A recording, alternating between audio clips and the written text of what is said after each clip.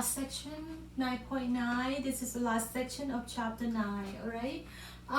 Representative of function by power series. Let's go over the power series that we covered earlier. So it's in the form of sigma n start from 0 to infinity, a sub n x minus c quantity to the n. So a sub n here can be some expression. X is your variable x, c is your constant, which is the center, and raised to some power.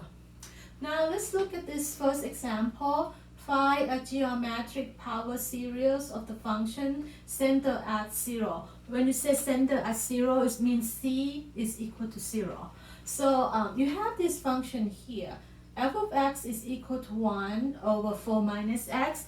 It doesn't look anything like power series here at all. But they want you to rewrite it to be geometric power series.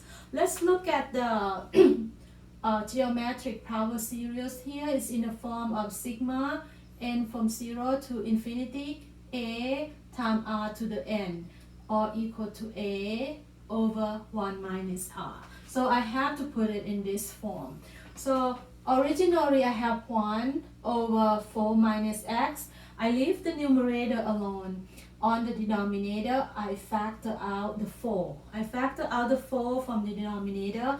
If you want to check, I multiply the 4 back in. I got 4 minus x, right? It's the same thing. Next step, I rewrite this in the form of 1/4 times 1 over 1 minus x over 4. Now if you look at this term, it's the same thing as this one. So my a is 1/4, 1 minus r, so my r is x over 4. So I just rewrite it as in the form of geometric power series. Sigma n from 1 to infinity, 1/4 times x over n, x over 4 raised to the n power. Now I want to find the interval of convergence. So to have an interval of convergence, this r has to be less than 1, greater than 0 and less than 1. So I set it less than 1. I solve for absolute value of x, which is 4. Center is at 0. Right here, center is at 0. So it means the interval of convergence is -4 to 4, not including to 4 and not including 4. Now this is one method. Alright, the second method you can do by long division. Long division, I'm gonna have 4 minus x divided into 1.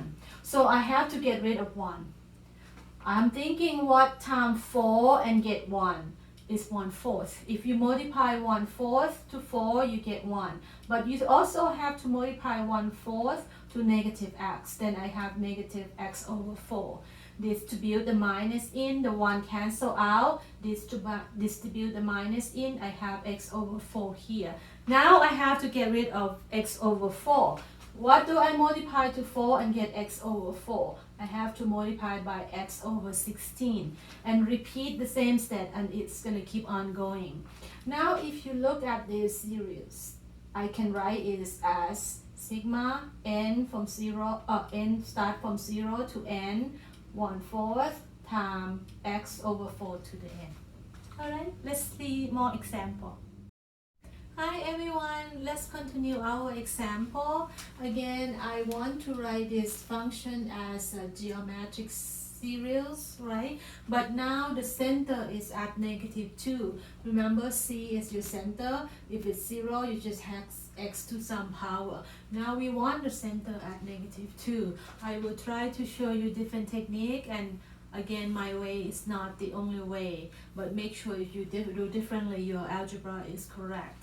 Alright, so again, this is geometric power series. It's in this format, and if it's less than 1, between 0 and 1 is converges.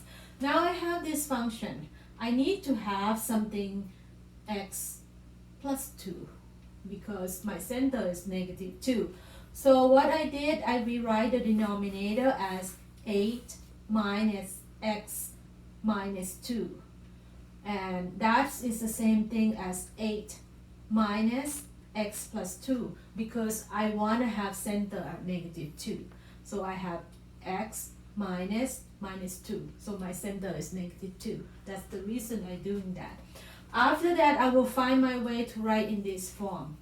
So I did divide every term by 8. So I have every term divided by 8. So I have 1/4, 1 minus parenthesis x plus 2 over 8. So it's in this format. As you can see, it's in this format. And I have my center -2. So my A is 1/4, 1 minus r. So this is my r. And I want to find the interval of convergence. So I have to set absolute value of r less than 1.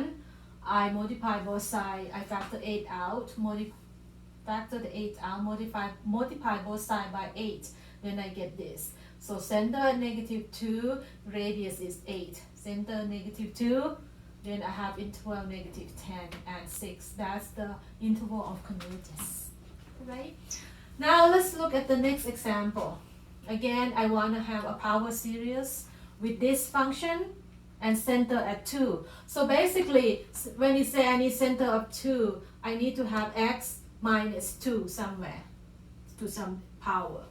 So what I did is I rewrite the denominator as 3 plus 2x minus 4, which is the same thing as 2x minus 1. I divide every term by 1, and I have 1 over 1 plus parenthesis 2x minus 4 over 3. I factor out the 2/3. So I end up with 1 plus 2/3 times x minus 2, which I want x minus 2 because 2 is my center. Now this is in the form of geometric power series. My A is 1, my R is 1 minus, right, minus 2/3 times x minus 2. So my R is minus 2/3 times x minus 2. So I set this absolute value less than 1, factor out the 2/3, multiply by 3 over 2, I end up with this. So my center is 2, my radius is 3 over 2, then my interval of convergence is between 1/2 and 7/2. Alright, let's look at more example. Alright, let's look at our last example of chapter 9. Let's say I want to prove 1 over 1 plus x is equal to this whole thing. Alright, so let's look at this summation and start from 1 to infinity, -1 to the n, x to the n. If n is 0, you're just going to have 1. Right? If n is 1, you're going to have minus x. If n is 2, this becomes +1, you're going to have plus x squared, and so on. So I just expand this in this form. So the first one I did on the left hand side, I'm proving the left hand side is equal to the right hand side. So the left hand side I have 1, 1 plus x divided into 1. So I have to get rid of 1 here, so I multiply by 1. 1 times 1 is 1, 1 times x is x, or plus x. I distribute the minus in, so the 1 cancel out, I left with negative x. Now I have to get rid of negative x, so I multiply by negative x times 1, I get negative x times x is negative x squared. Minus, which means I distribute the minus in, the x cancel, and I left with x squared, which brings it down. So I continue the process, which means I get all this. And if you're gonna, so it's proof that this is equal to that. They are the same thing, which is that 1 over 1 plus x is equal to sigma n equal to 0, from 0 to infinity, -1 to the n, x to the n. Now I'm going to prove from here to here. Alright, so I let 1 minus x plus x squared minus x to the cube and so on equal to some s, some variable s. Then I multiply both sides by x, so I would have x here minus x squared plus x to the cube minus x to the 4th and so on. So I have this one here. If I multiply the right hand side by x, I have x times s. I call this the first equation, I call this the second equation. Now I add the two equations, I add these two. On the right hand side, I'm just going to have s plus x times s. This is the right hand side. Now on the left hand side, the 1, I'm going to have the 1 plus x minus x cancel out, minus x squared plus x squared cancel out, minus x to the cube plus x to the cube. Basically every term will cancel out. You're just going to have 1 by itself. So I have 1 equal s plus x times s. I factor out the s on the right hand side, and then I divide both sides by 1 over x. Or 1 plus x. 1 plus x.